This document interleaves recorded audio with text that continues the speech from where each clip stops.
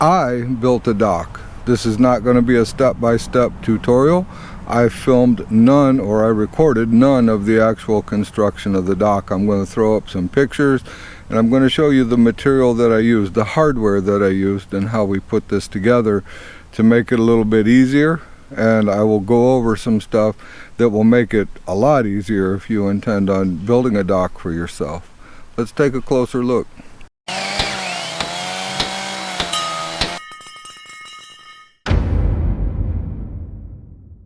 Hi everybody, I'm Jim Deerdorf and this is Detroit DIY. So we'll start out right here. I built this cement wall. It's concrete blocks with a top cap on it, and I drove some T-posts down inside the cinder blocks and filled them with cells just so we could have a nice firm entry to the dock. It wasn't like this before the dock just kind of butted up to the dirt and it was all caving in and just wasn't very good, and it didn't look very safe either.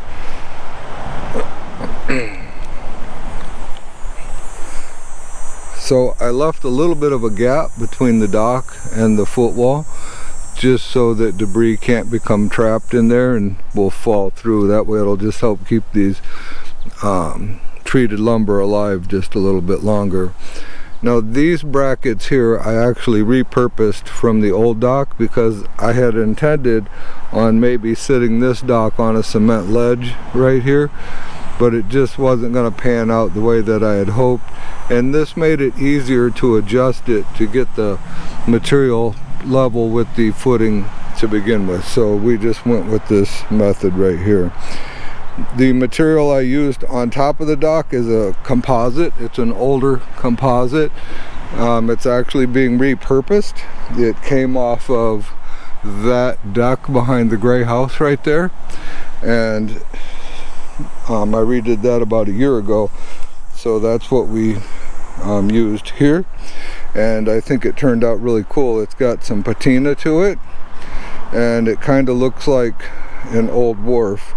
Now I did attach the composite with an exterior cabinet screw. These are GRK cabinet screws and they're 2.5 inches long, and the reason I kind of did that is because this type of composite was actually intended to be attached from underneath, and I just didn't want to go through that with this old composite. So there is approximately 1,100 screws holding this down. The dock is 42 feet long, and then it has this 10 by 10 platform off to the side of it, and it was a pretty easy install. So let's show you some of the bracketry, the hardware that I used. All of these pipes I got from Tommy Docks. This is all Tommy Docks hardware, not a sponsored video, just what I found in my research that looked the easiest to me. These are torch LED torch lights, solar obviously. They're intended for the yard, but as you can see they sit down in these pipes very nicely and no one would know the difference, and it looks really cool at night with because these look like fire, so it's really cool at night.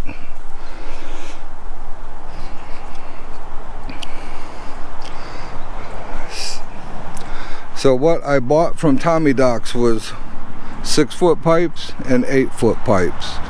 However, that is a 10-foot pipe. Those 4 are 10-foot pipes, and that one is a 10-foot pipe. The rest of these are all 8s and 6s, which I was able to acquire them locally because we have a Tommy Docks dealer not too far from where I work. It's in Linden, Michigan at Ace Hardware. But I could not get the 10s. So the 10s are actually 1 1/4 inch water pipe. The outside diameter of them is almost exact. They're slightly larger, so some things were a little bit more snug using those, but they worked just fine. All the hardware fit, everything fit. So it was, like I say, some of the pads, I used the sand pads. Some of them had a harder time going over the water pipe just because it was snug, but they slid on.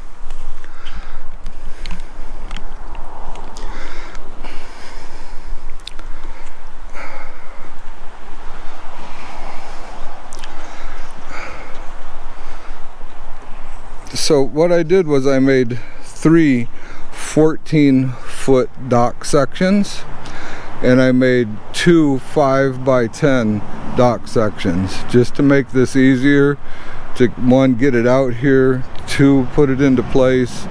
And that's why I chose the Tommy Docks hardware, because it was so much easier to do that.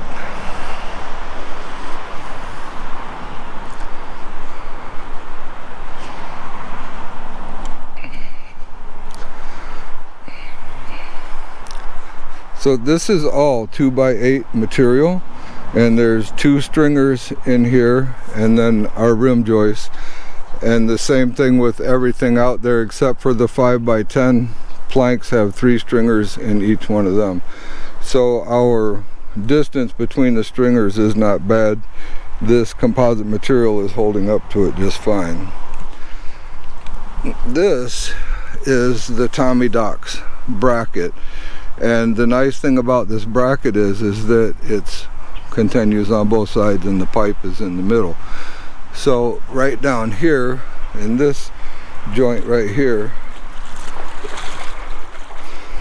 is going to be our first joint. So as you can see, the Tommy Docks bracket is bolted half to this 14-foot section, and then it's bolted half to this 14-foot section. The other dock hardware that I was looking at that's, you know, similar, I believe it was Great Northern Docks. Their bracketry was different, and you had to buy an additional bracket to hang your second dock piece off of. Another reason why it enticed me more towards the Tommy Docks brackets, because it was already incorporated in. So not only is that, but then my 2 rim joists that run in here, there's also a plate down there for them to sit on with a little bracket that comes up that kind of girdles them, so it holds them in nice place when you put them on.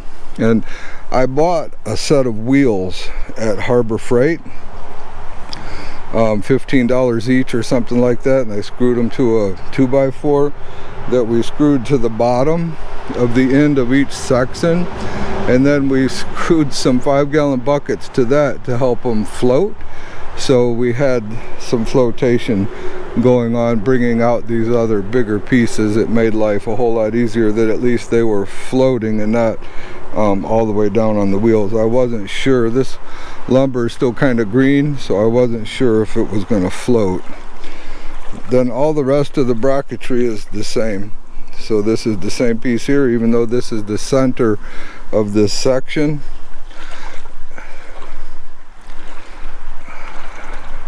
And then this is the next seam. So this is 28 feet out right here. And then of course we have the inside corner, and we have some outside corners there. So I was really happy with how this went together. I'm going to put up some pictures kind of as we go here and show you what all we've got going on.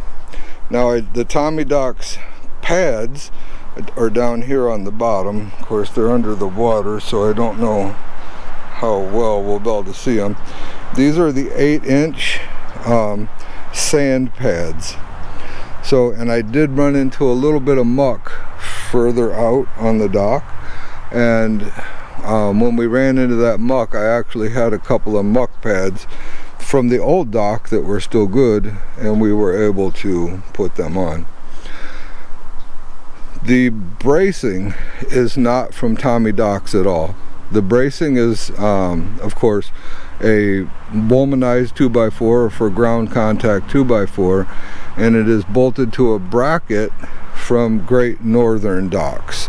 The Tommy Docks stabilizing their pipes, and I didn't know how long to get them. There just wasn't a lot of information on them, and I watched a video with these brackets right here that it looked pretty simple to put these brackets on and use them. So this is what I did. I bought 8 of these brackets, so there's 8 braces on here, and then there's just some 4.5-inch headlock bolts run up through the bottom of this 2x4 into this 2x8 to hold it into place. This is a very stable dock. It doesn't even make water rings around the poles when you walk on it. So as you can see, there's more braces on that end of the platform keeping that stable. Then there's some here going different directions to stabilize things there, and another one out on the end, and one right there, this one, and then one right there. So I really couldn't be happier with how this turned out, and building it in sections was a lifesaver when it came to getting this thing installed. Me and one other guy did it. We used a T-post pounder to drive the pipes in. They all drove in pretty easy, so I was really happy with that. And oh yeah, we didn't spend all of our time building the dock. We actually got some fishing in. I'll throw up some pictures of that too, because we caught some really nice fish in this lake. As we close out here, I'm going to put up some pictures with the part numbers of all of the Tommy Dock hardware that I used. The other thing that I got from Tommy Docks, which was a lifesaver, was a leveling winch. It's kind of like the winch you would see on a boat trailer. Put a picture of it up right now. And it's got a nice little hook on it that hooks underneath the end of your dock section so that you can raise it up, level it, get it all where you want it, then slide your poles in, get your feet on, and drive them in the ground. I'd put my poles are approximately 24 inches in the ground. Some of them are a little further in the ground than that, but for the most part they're at 24 inches.